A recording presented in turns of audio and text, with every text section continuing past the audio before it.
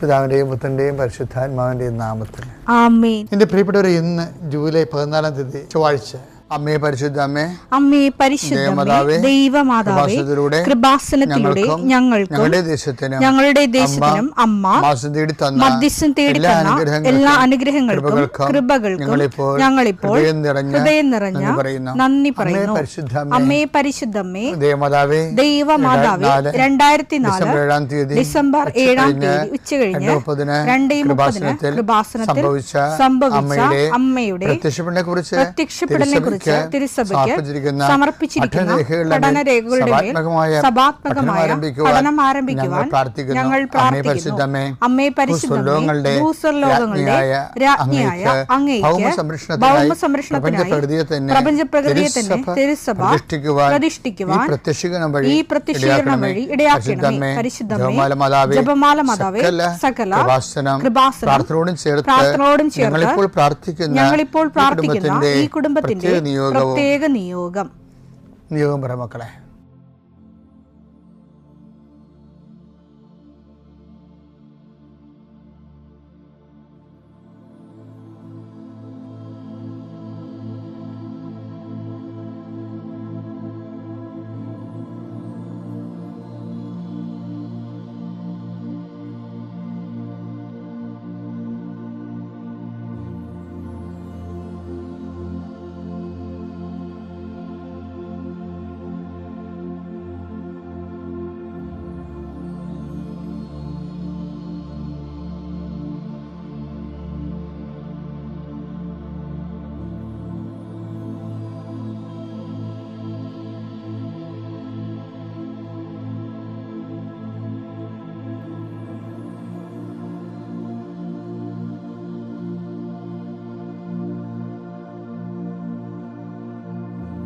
അമ്മയുടെ പ്രത്യക്ഷീകരണത്തിന്റെ ഈ അനുഗ്രഹവേളയിൽ ഞങ്ങൾക്ക് സാധിച്ചു തരുവാൻ കനിയണമേ.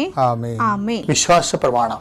സർവശക്തനായ പിതാവും ആകാശത്തിന്റെയും ഭൂമിയുടെയും സൃഷ്ടാവുമായ ദൈവത്തിൽ ഞാൻ വിശ്വസിക്കുന്നു. അവിടുത്തെ ഏകപുത്രനും ഞങ്ങളുടെ കർത്താവുമായ ഈശോമിശിഹായിലും ഞാൻ വിശ്വസിക്കുന്നു. ഈ പുത്രൻ പരിശുദ്ധാത്മാവിനാൽ ഗർഭസ്ഥനായി കന്യകാമറിയത്തിൽ നിന്ന് പിറന്ന് പൊന്തിയോസ് പീലാത്തോസിന്റെ കാലത്ത് പീഡകൾ സഹിച്ച് കുരിശിൽ തറയ്ക്കപ്പെട്ട് മരിച്ച് അടക്കപ്പെട്ട് പാതാളങ്ങളിൽ ഇറങ്ങി മരിച്ചവരുടെ ഇടയിൽ നിന്ന് 3-ാം നാൾ ഉയർത്ത് സ്വർഗത്തിലേക്ക് എഴുന്നള്ളി സർവശക്തിയുള്ള പിതാവായ ദൈവത്തിന്റെ വലതുഭാഗത്തിരിക്കുന്നു. അവിടെ നിന്ന് ജീവിക്കുന്നവരെയും മരിച്ചവരെയും വിധിക്കുവാൻ വരുമെന്നും ഞാൻ വിശ്വസിക്കുന്നു. പരിശുദ്ധാത്മാവിലും ഞാൻ വിശ്വസിക്കുന്നു.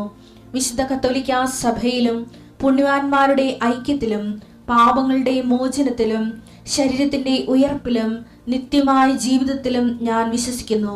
ആമേൻ. സുഖസ്ഥനായ ഞങ്ങളുടെ പിതാവേ, അങ്ങയുടെ നാമം പൂജിതമാകണമേ. അങ്ങയുടെ രാജ്യം വരണമേ. അങ്ങയുടെ തിരുമനസ് സ്വർഗത്തിലെ പോലെ ഭൂമിയിലും ആകണമേ. അന്നു വേണ്ടുന്ന ആഹാരം ഇന്ന് ഞങ്ങൾക്ക് തരണമേ. ഞങ്ങളോട് തെറ്റ് ചെയ്യുന്നവരോട് ഞങ്ങൾ ക്ഷമിക്കുന്നത് പോലെ ഞങ്ങളുടെ തെറ്റുകൾ ഞങ്ങളോടും ക്ഷമിക്കണമേ. ഞങ്ങളെ പ്രലോഭനത്തിൽ ഉൾപ്പെടുത്തരുതേ, തിന്മയിൽ ഞങ്ങൾ രക്ഷിക്കണമേ. ആമേൻ. നന്മ നിറഞ്ഞ മറിയമേ, സ്വസ്തി. കർത്താവ് അങ്ങയുടെ കൂടെ സ്ത്രീകളിൽ അങ്ങ് അനുഗ്രഹിക്കപ്പെട്ടവളാകുന്നു. അങ്ങയുടെ ഉദരത്തിൻ ഫലമായി ഈശോ അനുഗ്രഹിക്കപ്പെട്ടവനാകുന്നു. പരിശുദ്ധ മറിയമേ, തമ്പുരാന്റെ അമ്മേ, പാപികളായ ഞങ്ങൾക്ക് വേണ്ടി ഇപ്പോഴും ഞങ്ങളുടെ മരണസമയത്തും തമ്പുരാനോട് അപേക്ഷിക്കണമേ. ആമേൻ. കർത്താവേ, നിന്റെ ഉന്നതമായ നാമത്തിന് സ്തുതിച്ച്. കർത്താവേ, നിന്റെ വിശുദ്ധ പൗരോഹിത്യത്തെ മഹത്വപ്പെടുത്തണമേ. കർത്താവെ, സഭയിലുള്ള സാന്നിധ്യം പ്രകടമാക്കണമേ. 40 വർഷം ഞാൻ അർപ്പിച്ച കൃപാന്റെ യുഗതിയാണ്. കൃപാസ്ഥാനത്താറെ ജീവനോടെ പ്രത്യക്ഷപ്പെട്ട മാതാവിന്റെ മാധ്യസ്ഥം ഇന്ന് അങ്ങയുടെ മക്കളെ പ്രാർത്ഥന കൂടുന്ന എല്ലാ മക്കൾക്ക് വേണ്ടി പ്രാർത്ഥിക്കുകയാണ്. കർത്താവെ, മനസ്സ് വേദനിക്കുന്ന എല്ലാ വിഷയങ്ങളും, അവരുടെ മനസ്സ് വേദനിപ്പിക്കുന്ന എല്ലാ വ്യക്തികളും ഇപ്പോഴും ഈശോയുടെ നാമത്തിൽ നിർവീര്യമാകട്ടെ. കർത്താവെ, മനസ്സ് വിഷമിപ്പിക്കുന്ന സാഹചര്യങ്ങൾ, ചെയ്തെടുക്കേണ്ട ഉത്തരവാദിത്തങ്ങൾ, മറ്റുള്ളവർ നമ്മളെ പഴി പറയാൻ സാധ്യതയുള്ള എല്ലാ വിഷയത്തിൻ്റെ മേലും കർത്താവിൻ്റെ കരുണ ചൊരിയുകയും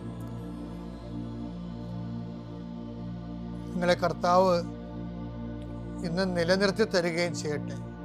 നിങ്ങൾ പോകുന്ന വഴികൾ, കണ്ടുമുട്ടുന്ന വ്യക്തികൾ, ചെയ്യുന്ന കാര്യങ്ങൾ യാത്ര ചെയ്യുന്ന വാഹനങ്ങൾ, ഒപ്പിടുന്ന പേപ്പറുകൾ, കൈമാറുന്ന രേഖകൾ, കഴിക്കുന്ന മരുന്ന് എല്ലാം മാതാവിൻ്റെ മധ്യസ്ഥതയിൽ യേശുനാമത്തിൽ അനുഗ്രഹിക്കപ്പെടുകയും നീ ദൈവത്തെ അനുഭവിക്കാൻ ഇന്ന് നിന്നെ സഹായിക്കുകയും ചെയ്യട്ടെ. നിത്യം പിതാവും പുത്രനും പരിശുദ്ധാത്മാവും സ്തുതിച്ച് നീക്കുവാണ്. എൻ്റെ പ്രിയപ്പെട്ടവരെ, പിന്നെ ഉണ്ടല്ലോ, കർത്താവ് പറഞ്ഞില്ലേ എനിക്കൊരു ജ്ഞാനസ്നാനം സ്വീകരിക്കാനുണ്ടെന്ന്. അത് കേൾക്കുമ്പോൾ എനിക്ക് ഭയങ്കര സന്തോഷമാണ്. എന്താണെന്നറിയാമോ? കർത്താവ് 12:50, ലൂക്ക 12:50 പറയണത്. ഒന്ന് വായിച്ചേ. എനിക്ക് ഒരു സ്നാനം സ്വീകരിക്കാനുണ്ട്, എനിക്ക് സ്നാനം സ്വീകരിക്കാനുണ്ട്, അത് നിവൃത്തിയാകുവോളം ഞാൻ എത്ര ഞെരുങ്ങുന്നു. അപ്പം അതായത് ഈശോ തീഷ്ണമായി ആഗ്രഹിക്കണം. അപ്പം എന്താ ഈ ജ്ഞാനസ്നാനം എന്ന് പറഞ്ഞാൽ എന്താ ഉദ്ദേശിക്കുന്നത്? കർത്താവ് സ്വീകരിക്കാതിരുന്ന പീഡാസഹനങ്ങളെയാണ് ഇത് പറയണത്. സ്വീകാര്യ ലേഖനം ഇല്ലേ, റോമ 6:3 എടുത്തേ. യേശുക്രിസ്തുവിനോട് ഐക്യപ്പെടാൻ ജ്ഞാനസ്നാനം സ്വീകരിച്ച നാം എല്ലാവരും അവന്റെ മരണത്തോട് ഐക്യപ്പെടാനാണ് ജ്ഞാനസ്നാനം സ്വീകരിച്ചതെന്ന് നിങ്ങൾക്കറിഞ്ഞുകൂടെ. ഓരോ സഹനവും കർത്താവിൻ്റെ മരണത്തോടുള്ള നമ്മുടെ ഐക്യദാർഢ്യമാണ്. അത് ബൈബിള് മുന്നോട്ട് വെക്കുന്ന വല്ലാത്ത ഒരു ഞെട്ടിപ്പിക്കുന്ന ഒരു സ്വർഗീയ വെളിപാടാണത്. അതായത് ഇപ്പം ജ്ഞാനസ്നാനം തന്നെയാണെങ്കിൽ, ജ്ഞാനസ്നാനം കത്തോലിക്ക സഭയുടെ പഴയ ബേസിക് കാറ്റഗിസത്തിലെ ജ്ഞാനസ്നാനത്തെക്കുറിച്ച് പണ്ടൊക്കെ ഞങ്ങൾ പഠിച്ചത്, കുഞ്ഞായിരുന്ന പഠിച്ചതാണ്. ഇപ്പോഴത് മറന്നുപോയിട്ടൊന്നുമില്ല. അതായത് ജ്ഞാനസ്നാനം കർമ്മദോഷം ഉണ്ടെങ്കിൽ അതും ഉത്ഭവദോഷവും നീക്കി നമ്മളെ ക്രൈസ്തവരും ദൈവത്തിൻ്റെ മക്കളുമായി തീർക്കാനുള്ള കൂദാശയാണെന്നാണ്. അപ്പം ജ്ഞാനസ്നാനം എന്ന് വരുമ്പോഴത്തേക്കും നമ്മൾ ദൈവത്തിൻ്റെ മക്കളായിട്ട് മാറുകയാണ്. പക്ഷേ പൂർണ്ണ തോതിലുള്ള മക്കളാകണമെങ്കിൽ എന്ത് ചെയ്യണമെന്നറിയാമോ?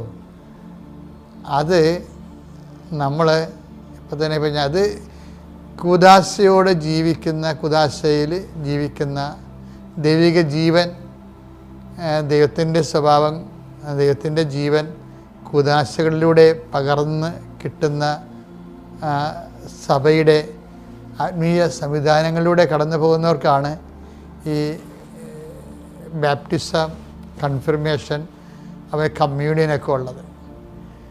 പക്ഷേ അല്ലാത്തവർക്ക് എന്താ മാർഗം? ഇപ്പോൾ സഭയുടെ അകത്ത് നിൽക്കാൻ പറ്റണില്ല. പക്ഷെ അവർക്ക് ക്രിസ്തുവിനെ അറിയണം, ക്രിസ്തുവിൽ ജീവിക്കണം, ക്രിസ്തുവിലുള്ള രക്ഷ നേടണം എന്നൊക്കെ അവർ തീവ്രമായി അഭിലഷിച്ചാൽ ബൈബിൾ അവർക്ക് വേറെ ഒരു വിഭവമാണ് വിളമ്പണത്. അതെത്രയാണെന്നറിയാം. പക്ഷെ അതിനകത്ത് ഇതുപോലെ ഈ കമ്മ്യൂണിയനും ഒന്നും വരത്തില്ല.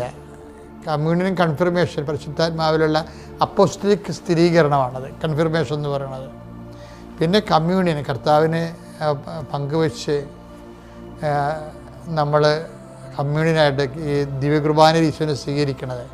അപ്പോൾ അതൊരു വഴിയാണ്. പക്ഷെ ആ വഴി ചില സമയത്ത് സാഹചര്യം കൊണ്ട് പറ്റാത്തവർക്ക് എന്ത് ചെയ്യും?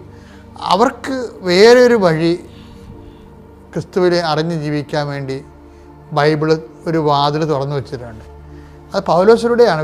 പുള്ളിയായിരുന്നു ഇങ്ങനെ വിജാതിയുടെ അപ്പോസ്റ്റൽ എന്നാണ് പുള്ളി അറിയപ്പെടുന്നത്. നമുക്ക് വിജാതി എന്നൊക്കെ വിളിക്കാൻ പറ്റുമോ അറിയത്തില്ല.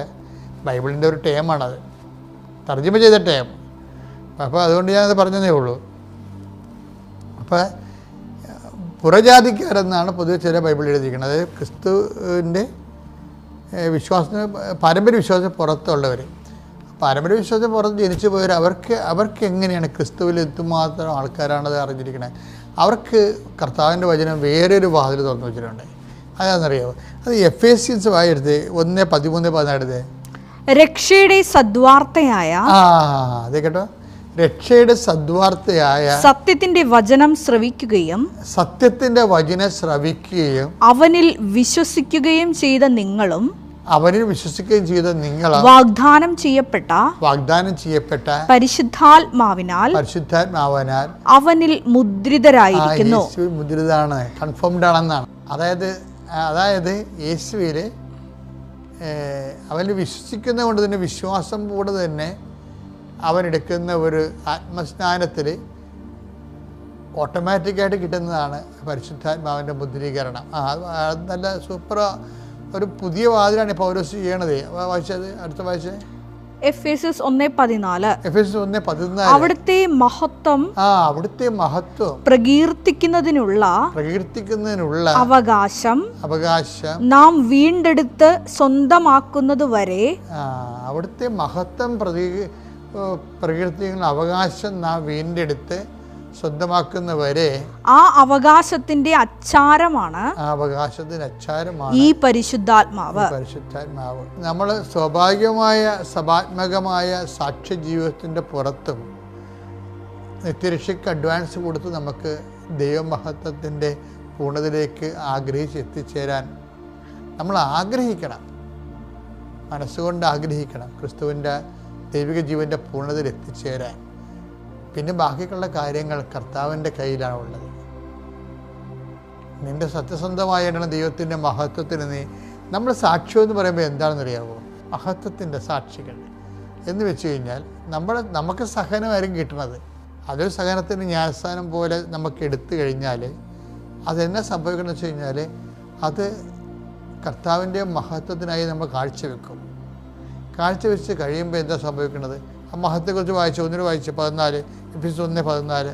അവിടുത്തെ മഹത്വം പ്രകീർത്തിക്കുന്നതിനുള്ള അവകാശം നാം വീണ്ടെടുത്ത് സ്വന്തമാക്കുന്നത് വരെ ആ അവകാശത്തിന്റെ അച്ചാരമാണ് ഈ പരിശുദ്ധാത്മാവ്. പക്ഷെ പറഞ്ഞ ഇതാണ്, ഏതെങ്കിലും തരത്തിലൊരു സഹനം വന്നാൽ ക്രിസ്തുവിൻ്റെ മരണത്തോട് ഐക്യപ്പെടുത്തി നമ്മുടെ സഹനത്തെ മാറ്റണം. അപ്പം നമ്മൾ അങ്ങനെ മാറ്റിയാൽ നമ്മൾ പരാതിപ്പെടത്തില്ല.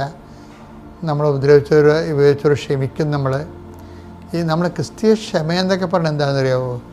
അത് ജ്ഞാനസ്ഥാനത്തിന് നമ്മളെ സഹായിക്കുന്നതാണ്. സഹനം തരുന്ന ആൾക്കാരെ, അതിലൂടെയാണ് നമുക്ക് നിത്യരക്ഷ നേടിയെടുക്കാൻ കഴിയണത്. അതിമനോഹരമാണ്. അപ്പോൾ ഒന്നിനും വിഷമിക്കരുത്. ആരെങ്കിലും എന്തെങ്കിലും പറഞ്ഞു വിചാരിച്ചാൽ ക്രിസ്തുവിനെ പ്രതി ഏറ്റെടുത്തിട്ട് പരമാവധി, ആദ്യമൊക്കെ കുറച്ച് പാടായിരിക്കും, പതുക്കെ ഞങ്ങളും ഇപ്പോൾ പൗലോസ് പറഞ്ഞില്ലേ, ഞങ്ങൾ പോലും വിജയിച്ചവരായി കാണപ്പെടണമെന്നില്ല, എന്നത് നിങ്ങൾ വിജയിക്കണം എന്നാണ് ഞങ്ങളുടെ ആഗ്രഹം എന്നൊക്കെ പൗലോസ് പറയുന്നില്ലേ. അപ്പോൾ അതൊരു പ്രോസസ്സാണ്. പക്ഷെ നമ്മൾ ആത്മാർത്ഥമായിട്ട് ശ്രമിക്കുകയാണെങ്കിൽ ദൈവം നമ്മുടെ ആത്മാർത്ഥത കണ്ടെത്തിയിട്ട് നമ്മളെ തക്ക സമയം സഹായിക്കും. പിതാവിൻ്റെയും പുത്രൻ്റെയും പരിശുദ്ധാത്മാവിൻ്റെ നാമം.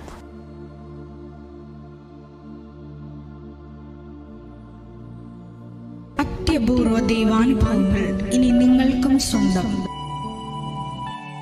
ഈ യൂട്യൂബ് ചാനൽ ഇതുവരെ സബ്സ്ക്രൈബ് ചെയ്തിട്ടില്ലെങ്കിൽ ഇപ്പോൾ തന്നെ സബ്സ്ക്രൈബ് ചെയ്യുക.